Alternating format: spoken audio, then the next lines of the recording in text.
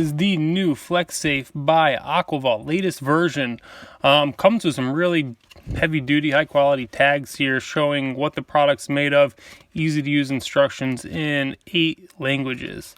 But to use the item, I got it in. What you want to do to set the code, open the code up by pushing both buttons on the side, and then what you'll do is you'll see a little button right here on the top. You can take a pen or a small item. I'm using a nail here.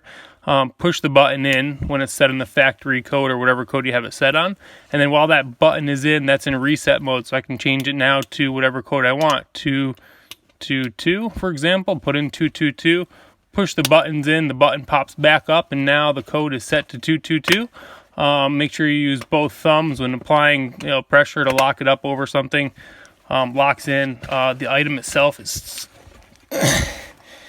super strong, way stronger than I would think, and very well built. You can just feel the quality of this. So again, easy to set code, great product, plenty of room to put all your valuables inside. Just unzip the zipper, stick your stuff in there. Probably enough room for, I don't know, 2 to 3 phones, a wallet, sunglasses, all the essentials when you're sitting by the pool or relaxing at the beach. So hope you love the product.